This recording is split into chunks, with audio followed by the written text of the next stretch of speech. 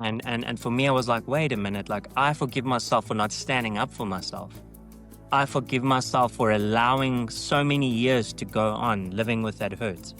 Mm-hmm. I forgive myself for accepting another person who was broken to put that on me. Yeah. So yeah, man, it's that's been a journey. And I think the thing about Hollywood that's so abrupt when you first get here is that nobody cares. There is no like red carpet that gets rolled out. There's no like 10-point plan. It's so Yeah. overwhelming and it's hard. So you've shared the screen with some incredible actors like Morgan Freeman or Robin Bloom, Billy Zane, as you said, Scott Eastwood. And when you look back, was there a moment on set where you thought like, wow, the kid I once was would never believe this?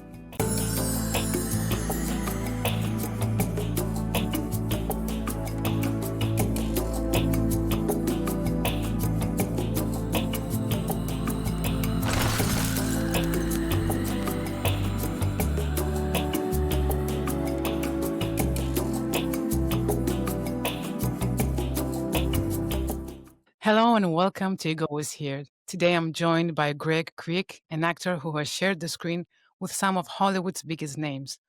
But beyond his on screen success, his journey is one of resilience, faith, and transformation. Hello, Greg. And so great to see you. It's a great honor to be here and lovely to meet you. I love the title of your show, and yeah, well done with all the great work that you're doing. Thank you. Thank you. So let's start. I want to take you back to your childhood and ask you, like, Mhm. growing up in a broken home, carrying that weight as man of the house, how did that shape you emotionally? I think it's a big thing. Firstly, thank you for that question. And I think many people can relate. In different ways. I'll kick off with saying that no one's perfect in this life. Uh-huh. Even the best of families, everyone has their own relative Of set course. of problems. But the way that I interpreted as a child was the way that an orphan would, in the sense that it was me against the world. So for a big part of my life, most of my existence, and I guess my identity as a man, came from a place of having to prove myself to this world. An exhausting life for those of you who might still be in it and who've lived like that. To spend the rest of your life trying to prove yourself that you're worthy enough is Mhm. an exhausting existence. So that my childhood was pretty much that, trying to fill my life with achievement, to feel better about myself, to spend every single day doing things to just feel worthy and normal. And what was driving you the most back then? Like, was it always about achievement and, as you said, and I heard you saying that pat on the back, like a father's blessing? Uh, was it always Yeah, yeah. I guess I think what drives a lot of us is fear that we'd never be seen, fear that we'd that never way? be loved. Yeah. It's like it's such a big cover up, and yeah, I guess for me, I didn't know any better. As a child, you do the best you can with what you have. Now as an adult, you learn that those same sort of like mechanisms you use to protect yourself, they become limiting later in life. So I've now, thankfully, hopefully, learned to get rid of those defense mechanisms. But I think it's that primal need, like every human being, right? Like we all just want a place in this world. We all just want to be loved. We all want to know that we worthy. Especially for men. We all want to know we have what it takes to do the thing in this life. So yeah, but thankfully, on the flip side of that coin, I was very grateful that throughout my life, I've had a combination of family members, friends, people that came into my life for a season who were able to give me that, Yeah. and point these things out. So yeah, very grateful. Yeah. Greg, can Mhm. you take me back to the moment when your mother revealed you were an IVF baby? Like, what emotions ran through you at that instant? Like, Yeah, I mean, It was a very big turning point. Just to give context, this happened not too long ago. This happened, a couple of years ago. And I think at the time, my mom, did the best she could with what she had. Obviously it was a big shock. Today it's a very normal thing Mm-hmm. in the world. It's a very, very normal thing. Back then, it was sort of a newer thing, especially for a country like South Africa. So a lot of people didn't know how to interpret it. So yeah, that was um one of the interesting milestones, or turning points in my life. But through it, I've learned a lot of grace. I now look back, over my life, and you realize it's like, um, yeah, family is a definition that changes all the time. It It's transforms. something that it really transforms. Yeah. And I've just learned so much in the process now, understanding what went down as an adult. Looking back, but I think it's a beautiful part of the story. I mean, I think there's so many people that come from different backgrounds, but the most powerful thing in my life has been, I guess, choice. Choosing how you're going to respond. In some ways, that became information, and you can choose, what you want to do with it. And it was quite a journey, the way that I found out, and when I did find out. But the awesome thing is it's I think we get to the most powerful thing we have as people is to choose how we respond to all these things that happen in our lives. And it's Yeah. not a question of if, it's a question of when, because all of us will face, storms, challenges, Mm-hmm. Hmm. setbacks. Sometimes we'll face things where, you have absolutely no idea and it just comes out of nowhere. I think for many of us, the pandemic was such a big example Yes, of of course. something so out of our control. So if anything, it's taught me that, we're very lucky that we've been gifted with the power of choice to respond to any and every challenge. Yeah, yeah, Mhm. yeah. So the national TV presenter competition was a big turning point because it gave you like the platform to be seen. So how did that experience shape your understanding of what being seen really means? Like, was that? That's that's such a great question. Thank you for these questions. Yeah, that was my kickstart. That was my first entry into the film and TV world. So I absolutely had no clue. I feel like I was a baby. It's basically like, I think it's 10 years ago, pretty much today. Yeah, so like so much has happened over the last 10 years, going from that to shooting movies all over the world. But that particular experience, as you were asking, like to be seen at that scale for the first time, that was tough for me. I'm not gonna lie. It was like tough, like, you know what I mean? Because people for that particular show is watched by millions and millions of people, and it was kind of nuts to literally go from obscurity to being thrust in what everyone knows as the limelight. And what was hectic for me was that at that time I felt so alone because I didn't have, I mean, obviously I had, like friends and family, but it was hard for me to navigate it, at that time because I didn't know. If I'm completely honest, now that I look back, I didn't feel like I could be myself, during that time. If I'm brutally honest, I didn't feel like I could be myself. I felt like I needed to be what the audience expected me to be. You know Yeah. what I'm saying? And it kind of links in with your previous questions. To be honest, if now in hindsight, I probably didn't even know completely who I was at that point. I was still sort of this construction of an identity based on my past, of this trying to be this perfect person, Yeah. to Never to be enough, accepted. right? You never feel enough. Exactly. Yeah, as Never, much. never enough.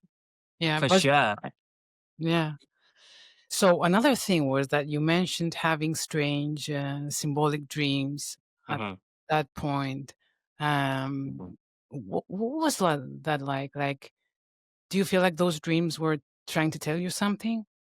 Yeah, I think at some point, like, I don't dream often, but the times that I have dreamt, they it has meant so much in my life. And that came as quite a shock, but in some ways, it led me down this journey to really, find out a little bit more about my history and my past.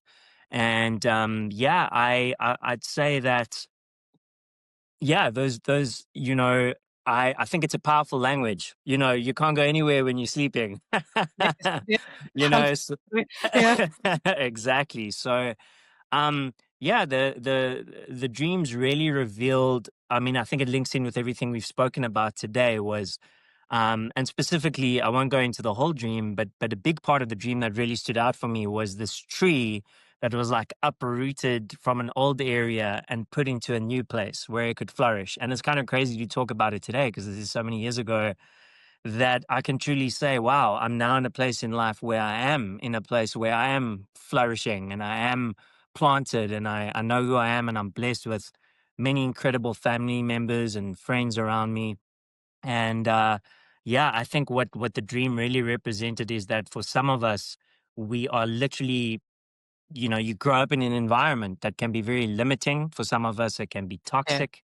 And yes. sometimes it literally requires to be uprooted and moved away to a different environment, which was the case with me, and yeah, that's what the dream induced for sure.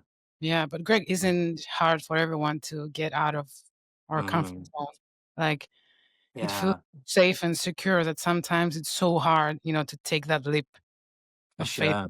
Yeah, How yeah. about you? How about you? You seem so like grounded and comfortable in your skin and everything. Was it the same for you? Like, was it a Oh, no, journey or did you grow up that way? it's just an image. Like, I've Mm, been struggling with anxiety, with chronic anxiety since I was a child, since I was 3 mhm, years old. Because I remember, it was that exact feeling when I got those panic attacks. mhm, And I've struggled a lot with depression. mhm. Then I was for many years in an abusive relationship. I'm really sorry. Yeah, Mm, yeah. I think that in a way I was chasing fear. You know, I don't know. Like, yeah. my whole life, I was constantly trying to deal with, a fear that I couldn't determine what it was.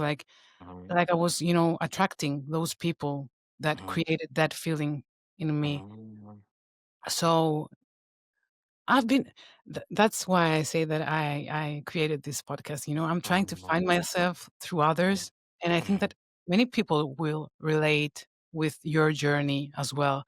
Because mhm, when I created Ego Was Here, one thing that really stood out to me was, ego in Greek, because I'm Greek, means yes. I, I. Yes.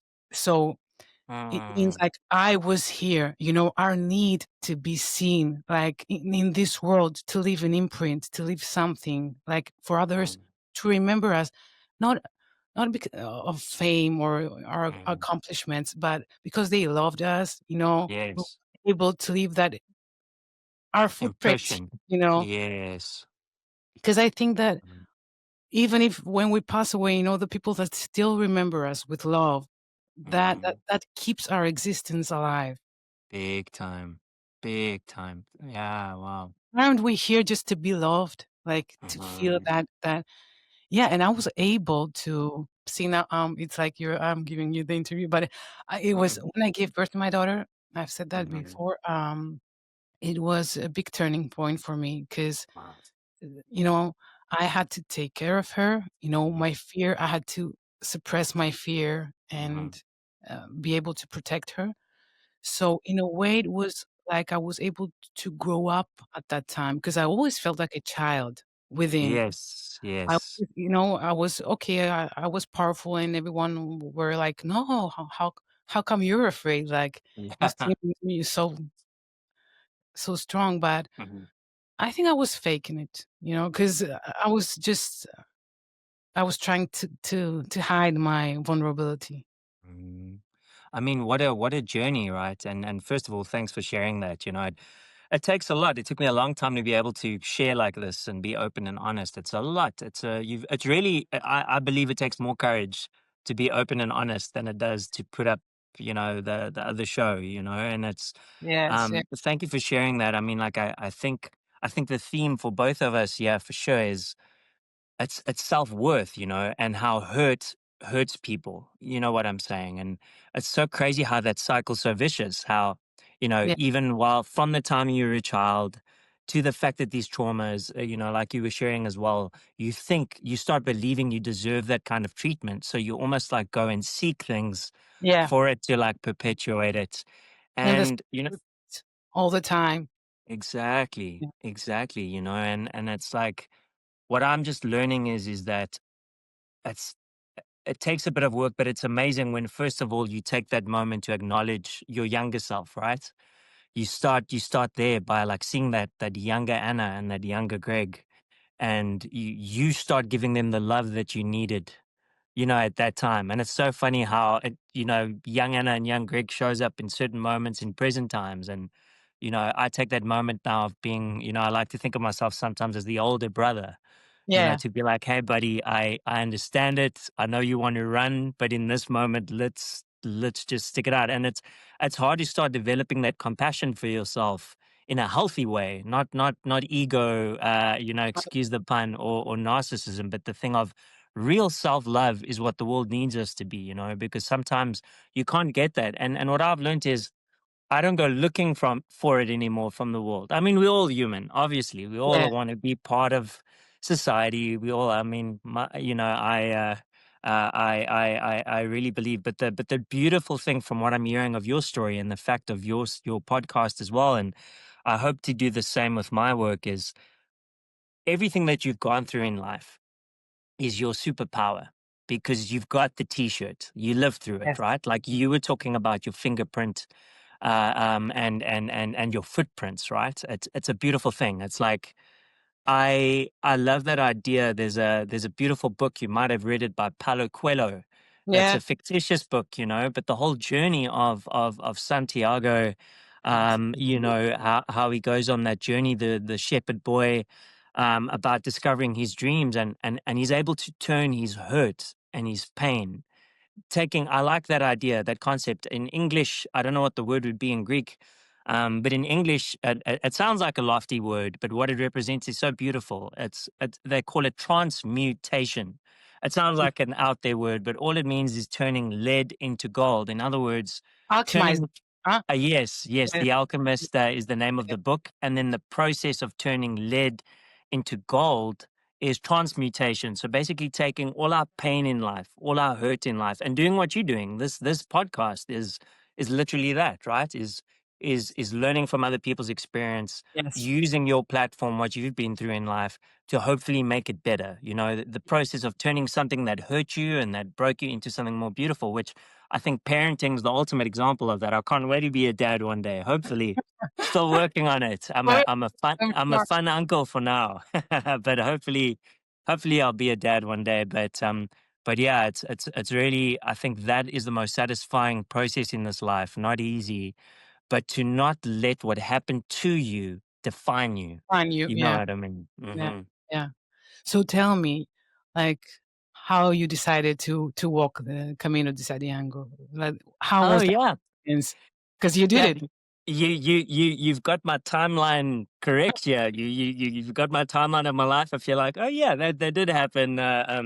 Yeah, the first time I did the Santiago twice. The first time was by myself, Mhm. and the first time was after I got a lot of this news, and I had this first big burst into the film and TV industry back in South Africa, and things were going so fast for me that I was like, whoa, I need to like pull up the brake and just take a second. And I got to be honest, you know what my main question was? I can share it now that I've, like done the Camino. But my main question that I was grappling in myself, because I went through this big journey, was I needed to ask myself, why did I want to be an actor or an artist? Because I got this news about my past, and because for the first time in my life, I realized that I was running and striving and working so hard to prove myself. Yeah. I needed to answer that question for me. Am I trying to be in it so that I get attention from people? Or do I really love storytelling and what it represents and all of that? And I wanted a raw and an honest time away from everything and everyone, and just like an adventure with myself, for the first time in a long time, where Yes. I gave myself a full month. That's usually what it takes people with only one rest day. And it was one of the best things I ever did for myself to like stop trying to perform. And what was hilarious was um it was so typical of where I was at. But I just come from the film festival at Cannes. I had a movie there, and I was so, I don't know what I was thinking, but I had all my film suits in my pack, and the first few days I'm like, I can't wait to get to the next town and the next town, and it was so typical of my thinking, right? Everything's about the destination, Yes. and I remember climbing. Started in the Pyrenees of France, Mm-hmm. and hiked up this mountain, and then after a few days, I realized I'm being an idiot. I'm carrying this heavy pack for like no reason.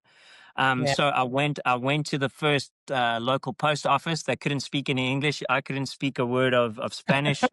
And I would just like take these suits, and I was just like, suit Santiago, suit Santiago. So I got my suits shipped off to Santiago, and what was so crazy is where it really hit home for me that I'm still so like driven to do things and go to destinations instead of enjoying the moment was there was a lovely old lady in a Spanish village, and she was making freshly squeezed orange juice. And I was like, literally, there's no one around us. There's this lovely, friendly lady. She wants to give orange juice. And I'm like, no, I need to get to the next town. So initially, I walk past this lovely lady for like 200 meters. And I'm like, what an idiot, buddy. There's freshly squeezed orange juice. Yeah. Stop and drink the And orange juice. and enjoy it. And that was literally like one of so many moments where I realized I am rushing through life. I'm running from something. I'm running from, or I'm running towards. And I'd never learned the lesson to like, buddy, take a moment to relax, Mm. breathe, Breathe. stop, Just be be. present, Yeah. just be. And that's when the journey started for me. At that point, I was like 7 or 8 days in. And then it became this incredible thing, and very traumatic, to be honest, in a beautiful way, because what happened was naturally because you've got nowhere else to go. It's you and you walking. And I started thinking about my life, every period of my life, things that I had suppressed, memories that I Mm. never really dealt with. And it was the most beautiful thing because at the end of that journey, even though it's the cliche of the Caminos at the end, it's like, and now the journey begins, which, which it actually does.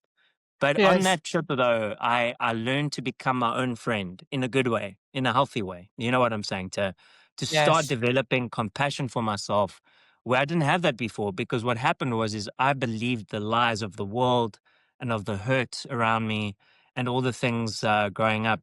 So I highly recommend it. But what I also learned is sometimes you don't need to do this big extreme trip of going to the Camino.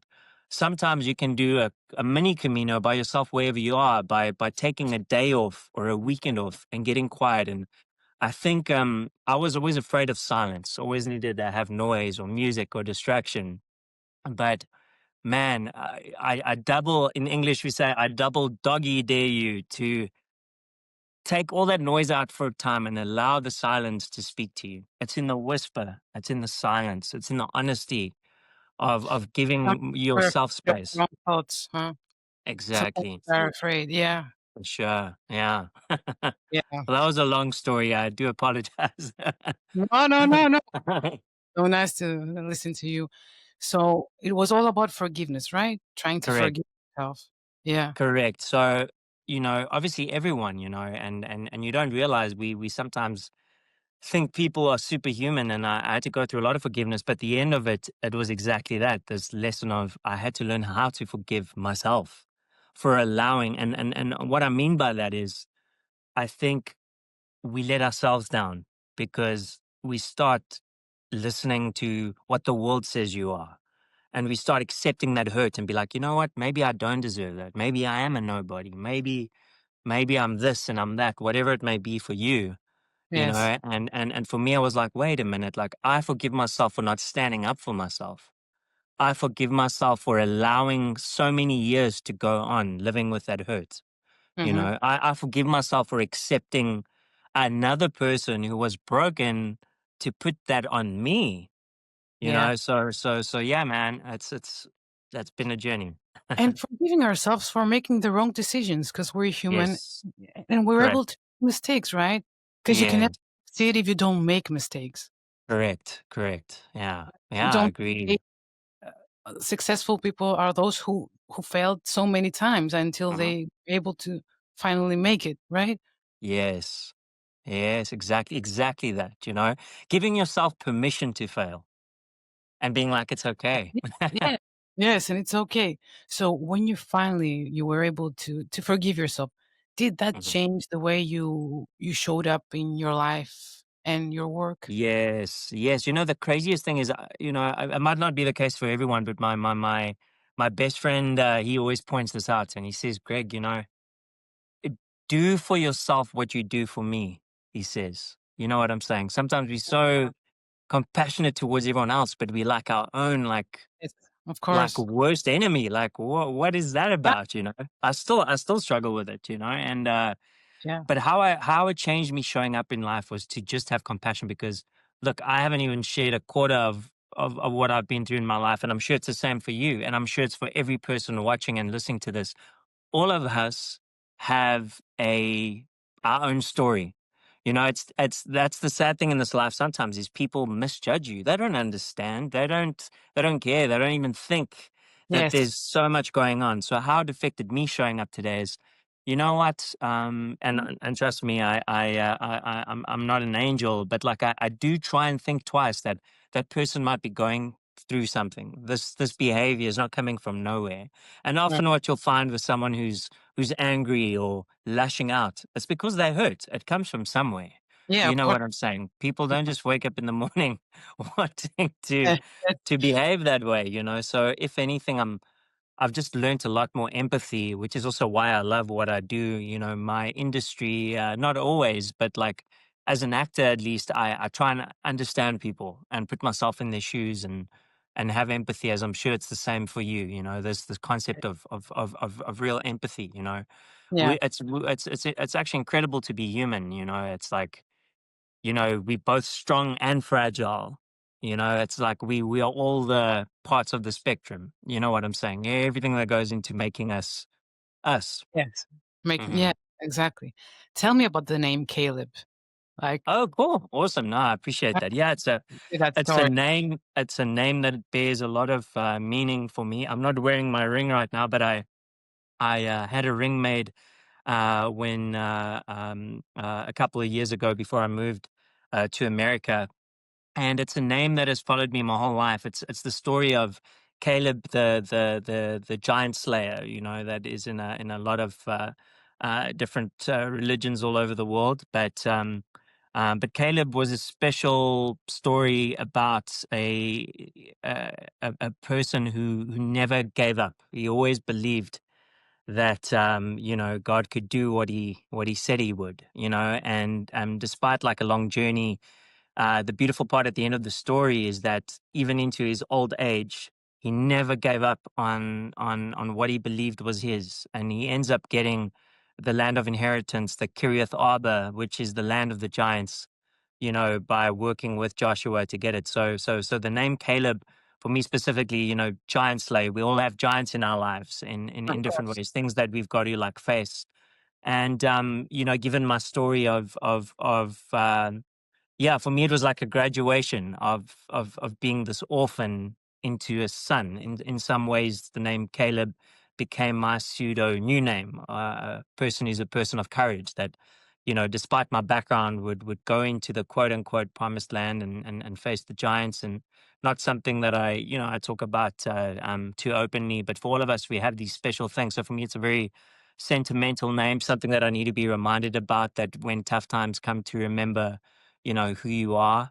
And for me, it also speaks to identity. And I've gotten that name in various ways throughout my life. And yeah, I hold on to it. And I think for a lot of us, beyond the pandemic, I went through a terrible, terrible, terrible time of tragedy, Mm, and facing crazy things in my personal life, and tremendous setbacks and loss at a level where it happened so quickly that I didn't even know. This is after everything, that we've even discussed today. And, you learn so much. It's so crazy where, yeah, man, who you are when your back's against the wall and everything gets stripped away, and you've got to get up. And that's been my biggest thing in life, is where does my hope come from? Where do I put my trust?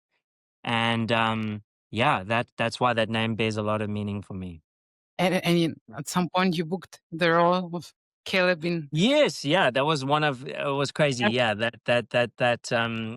one of my first international projects back in 2018. I think it was 2018. I can't remember. Was this the movie of Samson where they in this particular version of Samson they needed a narrator to play Samson's younger brother that sort of is the witness to Mhm. the whole story of his brother and the person who encourages him and stuff. And I got to play that role. Caleb was his name, and Then yeah, Scott. my parents were the wonderful, great late Rutger Hauer played my father, and then the wonderful Lindsay Wagner. You had Billy Zane as the king. A good friend and a brother of mine, Taylor James, he actually plays Samson. We became very close after the movie, and a wonderful cast. Forgive me if I've forgotten everyone else, but it was a great turning point. It's so funny when these things that get shared in your heart collide with real life. I will forever be the kid who believes in adventure and dreams despite what happens. Trust me, I've had my fair share of hard knocks, but I choose to believe in the beauty that's also in this world. I think that's where real hope in life is birthed from. Yes, Mm. yes. 'Cause, so you've shared the screen with some incredible actors like Morgan Thank you. Freeman, Orlando Bloom, Billy Zane, as you said, Scott Eastwood, and when you look back, was there a moment on set where you thought like, "Wow, the kid I once was would never believe this"? Every day, every day. I mean, my toughest challenge, I probably should not say this out loud, but every time I book a movie, I'm like, someone's going to come and fire me. Like, what am I doing here? You know what I mean? Like, I should not, I always have this moment, which again speaks back to identity where I'm like, I don't think I should be here. I don't think I can do it. I don't know. And I go through this, until I have this moment where, you know what? Calm down, do your best and see. And I've had some, especially like since coming to America. I mean, Samson Mm, and these movies were some of my earlier ones, and I was still learning and I mean, trust me, I've got so much to learn, and I learn every day, and it's not easy. This is a crazy, crazy industry. But the things that I've gotten to experience is what I'm learning to be a child who believes. That yeah, little boy believes. In fact, I've got a picture up on my wall. I don't do it every day, but I got a little picture when I was in the first grade, and in South Africa we had like school uniforms. uh-huh, So we don't have like casual clothes, we have school uniforms, and I'm in my uniform and my hair's all like made up. But there's a fun picture on my first day of school where I'm going like thumbs up, thumbs up yeah, to the world and to life. And every now and then, before I rush out of the door, I look at the picture and I go thumbs up to yeah, basically say to that little kid, "Hey, buddy, we're gonna be okay." You know what yeah, I mean? We're uh, still gonna make the most of this life. So. I have my 30 seconds of freaking out. Usually, it's on the in the trailer on the movie set before we go out, and when they come and fetch you, and my heart's going like this, and then I calm down, and then something beautiful happens from the time that they call action. Then it calms down, and I learn to play and to keep growing. But yeah, it's always easy to talk about the highlights, but I love, Anna, that you're taking a peek behind the curtain of what people are going through and what yeah, they do. And you know what, I'm learning more and more, even with the most famous that I've worked with. And I've there's almost no one in Hollywood that I haven't met and seen. And you get to be in all these rooms and these events, and I always observe and I look and I watch, and it's really interesting. But what I've learned after all this time is people are people. We've all got our own challenges.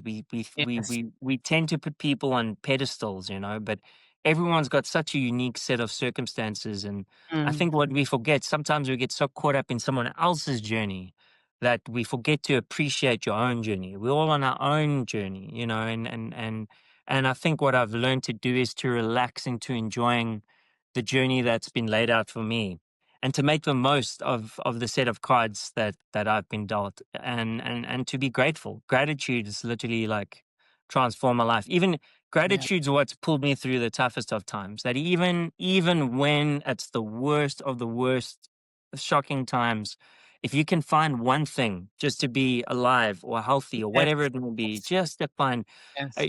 people think these things are bumper stickers, but honestly, like gratitude and forgiveness, those two things alone will transform your life if you really do it. Not as a concept, as an action. As an action, yeah, because Yeah, that's yeah, the part, you know?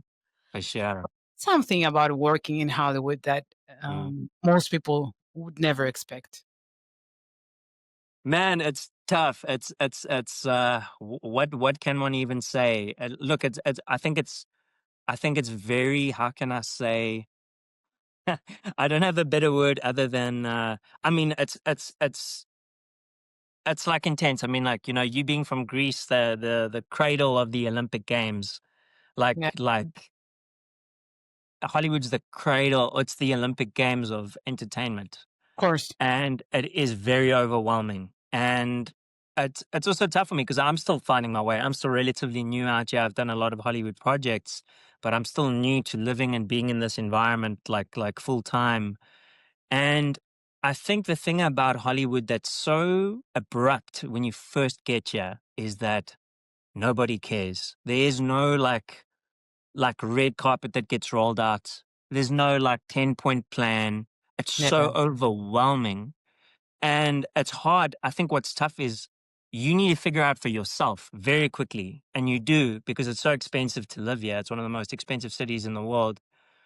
You have to like figure out who you are and what you want as soon as you can. You know what I'm saying? Like yeah, who you yes, are, what you want, and where you yeah, stand on things because this mhm, place will eat you alive. You can literally and I try as best as I can to focus on just doing my work and the part, but there's so many parts of it. You have some actors that focus on socializing 24/7 and they're in the scene and yeah, it's they do that like 24/7. Then others who are in classes like 24/7. There are others who like do the social media 24/7, and there's so many components to it that you got to listen to your heart, figure it out, listen and learn. But I think it's very intense. I got to tell you, it's taken me a long time. I'm really proud of myself for obviously Hollywood's gone through a lot the last few years because of strikes and the yes, pandemic. And I yes, moved, I mean, there's no secret. I moved to Hollywood probably in the worst time in Hollywood history in the sense of how bad it's been for the industry. So like I got here basically when everything started becoming destroyed yeah, and I'm still sticking it out and I'm still here. And even in the midst of it, I've had incredible experiences that I hold on to. But I think Hollywood's the kind of place it's not what Hollywood can give to you. It's what you are giving to it, if that makes sense. It's the value that you add. It's knowing where you stand in the thing. If anything, it's been wonderful just on a practical level to be in an environment where you're working with the best in the world. And even through observing and watching that process, it's humbling, A, and B, mm, yeah, I'm continuously learning. But I've learned a lot about myself, like, and I think for any artist, yeah, you know, um, it's literally, I think that's never going to change. Like, even as we see things come and go, trends come and go, social media come and go, at the end of the day, being authentic, being yourself, and not trying to be a copy of someone else, but trying to figure out for yourself who you are and what you stand for and what that is that you can bring to the world. I think that's never going to change, yeah, and that's what I'm starting to see people do, and that's what I'm leaning into myself. And yeah, you're not always going to be someone's cup of tea. Some people yeah, are just not going to get of course, get who you are, but it's a wonderful thing when you get to you know, take what you have and you get to mix that with what your other teammates and your other, team members do. And you get to create stories that can impact the world. So yeah, it's been, as you can hear, it's been a roller coaster, but yeah, I'm very grateful. I'm very grateful that I'm still here and I'm very positive about what the future is going to hold despite the hiccups yeah, that the whole industry worldwide has faced.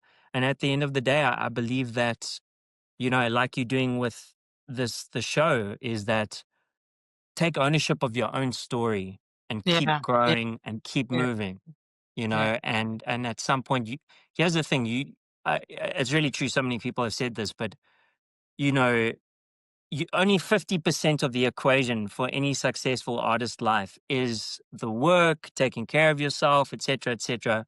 But 50% of it is you need a divine opportunity. You know what I'm saying? To come and activate all your hard work. It's, in other words, the equation's twofold. It's preparation meets opportunity. And you can position yourself to be ready for that opportunity, but you can't control opportunity. It's Right. hard to control opportunity. All you can do is be as ready as you possibly can. And then the moment that you do get opportunity, hopefully to do your best, and also to, for me, I have to trust that what is mine is mine. As long as I'm doing the best I can with what I have, I trust that the opportunities will come, and yeah, Hollywood will sort that out for you very quickly. But that's why it's very overwhelming for most. Where Yeah. yeah, they here for a few weeks and they're like, I'm going back, and nothing wrong with that. We all have our own journey, but it's an overwhelming place for sure. I'm sure. What do Yeah. you think, Greg? It's like most about talent, networking, or pure luck. Like, Listen, I wish that's exactly the $1 million question, right? yeah. It's the $1 million question. I think it's a combination of things. To be honest, for me, my strongest point is probably perseverance. Like, man, I can I can hold on there till my limbs are torn off my body. I will like hold on for dear life. But I think for me, there's one word that changed my life, and that is attitude. I know it sounds like such a cliche, but your attitude towards everything. And what I mean by that is, again, what I've said about, ask yourself, what are the factors you can control? One, I can think about my attitude towards everything. Every rejection that I get from an audition, I can be like, I'm not worthy, I'm not this. Or I can be like, you know what? I'm going to learn from it. I'm one step closer. You know what? I got the opportunity to do my interpretation of the role. Everything, attitude's literally the lens through which you can see everything. But it's hard to tell. Even the biggest A-list movie stars in the world say the same thing. It's like there's never perfect. You're always trying to chase like excellence, but there's never a perfect performance or anything. And even they don't have it figured out. And like at every level, there's a new challenge to sort of keep sustaining that level of movie and all of that. Yes. For me, I just want to keep doing my work. I love the work. I love working with the team. I love the crew and the cast. I love that moment, especially between action and cuts. I get a little overwhelmed by all the press and the social. I'm not that great with social media and that kind of stuff, but I love the craft of acting. That's my favorite part, and that's what I hope is the most important. But I think it's a combination of everything. Like I said, luck being another word for opportunity. Coming in, being in the right place at the right time. I mean, the other thing is, I think it's important to take care of yourself. And this is probably my most important thing that I would say for artists out there trying to figure out. You always want to be growing, but the most important thing is that you want to be able to take care of you, the person, more than you, Mm-hmm. the artist. Because I think this is where actors get it wrong. And I mean, I've cried so many tears over getting these lines blurred in life. Is it's hard because as an actor, when you don't get the part, you feel like they're rejecting you, Yeah, the yeah, person. yeah, But exactly. it's not. I know it's tough because we're human, but it's not always the case. Because I've also made movies and produced and things. Sometimes it's not even about your talent. Sometimes you might have been the most talented actor there, but you're not tall enough, or you're not young enough, or old enough, or it can be 1,000 reasons that you have no way to control, even if you tried your best. You know what I'm saying? Yeah, yeah, yeah. Sometimes you look too much like this person or that person, or you remind them of their ex-boyfriend or girlfriend. It's like you've got like no control over that. But what you do have control over is just you know take care of yourself first, as in Anna the person, and for me, Greg the human being, and then be a professional. And by being professional, it's your class, it's working on your craft. Sometimes it'll be accent work, but I can tell you 100%, like, I've worked with so many actors over the years, like at all levels of the industry, and everyone's got their own journey and method. Some actors like to do the thing on take one, other actors are on take 4 or 5. Yeah. Some actors love to rehearse, other actors do not want to rehearse. Yeah. You know what I'm saying? It's like Yeah. some actors like to stumble their way into it. Other actors do the rehearsal at full speed. So that's what I think you need to go and that's why self-reflection and getting to know yourself is probably your biggest amount of homework Mm. because you need to figure out for you what do you need to be the best you. And my one friend also always says, he says, Greg, you need to develop a talent for your talent. In other words, you need to know how to manage yourself. You need to know, okay, Greg, you need to go and sleep. Greg, you need to go and eat. Yes. Greg, you need to go and watch a movie. Greg, Mm. now you need to just lock in and do the work, learn the words, get it. You know, you need to know which hat to wear Exactly. when. Exactly. Yeah, So yeah. when the lights go down and the world isn't watching, who is Greg in that quiet space with I himself? love that. What a great question. That's a question that I'm trying to answer every day. I can tell you who Greg is currently. Greg is just wanting to spend more and more time getting quiet, going on long hikes and walks. Greg loves his quality time with the people in his life, like, you know, family and close friends. Like, because I'm so far removed, I mean, my people are literally spread across the whole world from South Africa, Australia, England, Hong Kong, Norway. So like I love getting time to talk to my friends. You know what I'm saying? Is like when I got quality time down, I get to because I stay in silence so long. My poor friends have to listen to me talk as much as I'm talking today.